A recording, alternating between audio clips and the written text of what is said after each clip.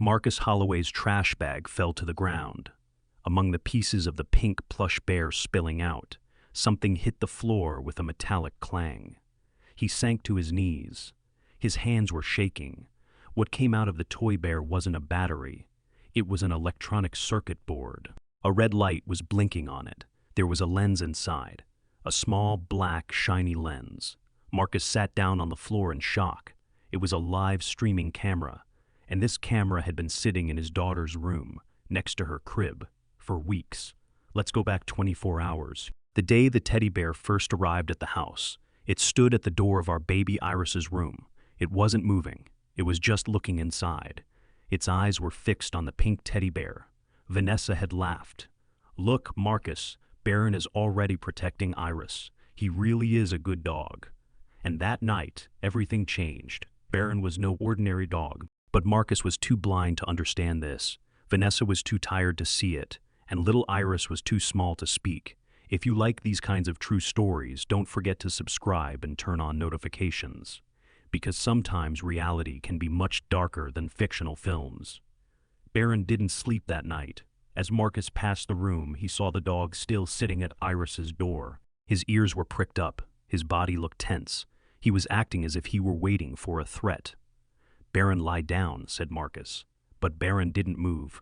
The next morning, while Vanessa was making coffee in the kitchen, Baron was again in Iris's room. This time he was standing next to the teddy bear. He would extend his nose toward the bear, then pull back. Then he would approach again. It was as if he was testing something. "Marcus, this dog is acting strange. Is he uncomfortable around Iris?" Cake 9 dogs are protective, but it takes time for them to adjust. They have habits from their old duties. But that night, Baron did things he shouldn't have done. It was 2:47 a.m. Marcus and Vanessa woke up to the sound of growling coming from Iris's room. They ran upstairs. Baron was standing next to Iris's crib. He had the pink bear in his mouth. He was tearing the toy apart. His teeth were sunk into it. Pieces of fabric were flying through the air. "Baron, let it go," Marcus yelled. But Baron wouldn't let go. He shook his head from side to side. The toy was torn to shreds. Stuffing was scattered everywhere. Iris was crying. Vanessa picked up the baby. "Marcus, this dog is dangerous. He could hurt our baby." God protected her. Marcus grabbed Baron's collar. He tried to pull him back, but the dog still wouldn't let go of the piece in his mouth. There was a determination in his eyes. It was as if he was trying to say something, but Marcus didn't listen. "Baron, get out," he yelled. He quickly dragged Baron into the backyard. He slammed the door shut. Vanessa was crying while cleaning the nursery. Lena gave her this toy. Iris loved it so much. "What are we going to do now?" Marcus gathered the pieces. "We'll get a new one tomorrow. Maybe we should return it to the shelter." Baron was barking constantly outside. He kept scratching at the back door. The sound of scratching on the glass could be heard inside the house. Marcus went to the window. "Shut up, Baron."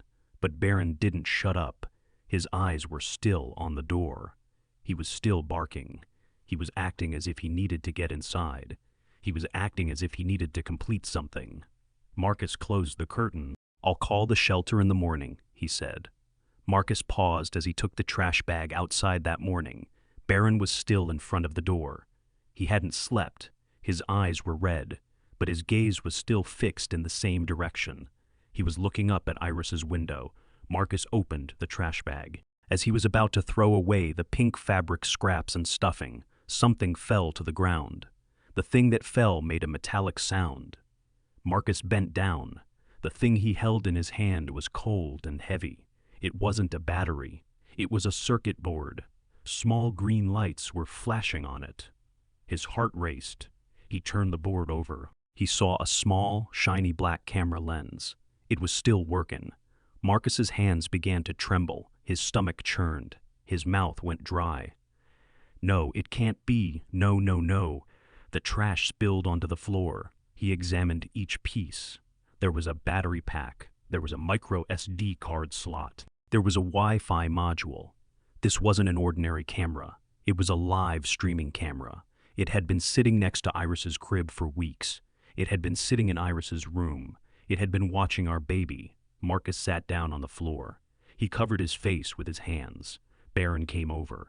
He sat down quietly. He rested his head on Marcus's lap. God, Marcus, you knew all along. Marcus ran home. Vanessa, call the police now. Vanessa was in the kitchen. She didn't understand what was happening. What is wrong? She asked. Marcus held the card up. His hands were still shaking. There was a camera inside the teddy bear. Someone was watching Iris. Someone was broadcasting our daughter online. Vanessa's face went pale. The phone fell from her hand. Marcus looked at Baron. The dog was still at the door, but this time he wasn't aggressive. He was tired. You are a hero, our hero. I threw you out. I am sorry. The police arrived at the house within 20 minutes. The technical team examined the card. It was definitely a live streaming camera. The IP address was encrypted, but there were video recordings. The recordings were going to a dark place. The detective turned to Marcus. Who gave you this toy? Our neighbor Lena Briggs gave it to us as a gift. She brought it when Iris was born. The detective took out his phone. I'll send the team. But know this, Mr. Holloway, if it weren't for this dog, your daughter's images would be circulating in the darkest corners of the world right now. Lena Briggs was arrested that night. 47 different toys were found in her home. They all had cameras inside. They had all been given as gifts to different families.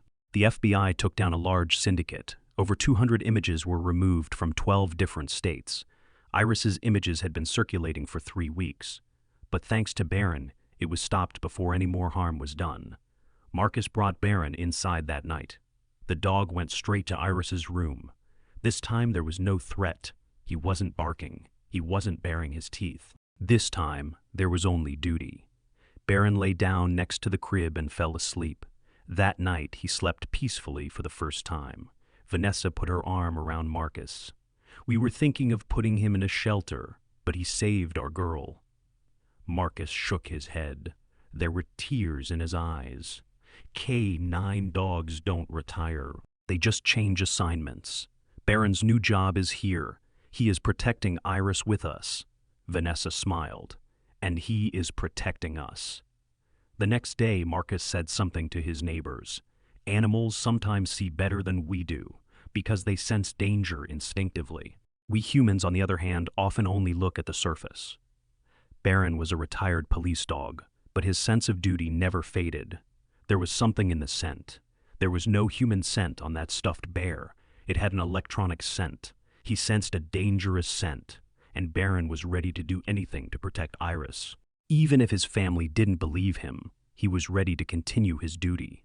According to the FBI report, these cameras are usually given by trusted neighbors or family friends. Because people don't suspect those close to them. They open their doors, they accept the gift, and danger enters. But sometimes a hero enters too. A four-legged, loyal hero, and a furry hero who never gives up. Marcus still thanks Baron today, every morning, every night. Because Baron wasn't just a dog.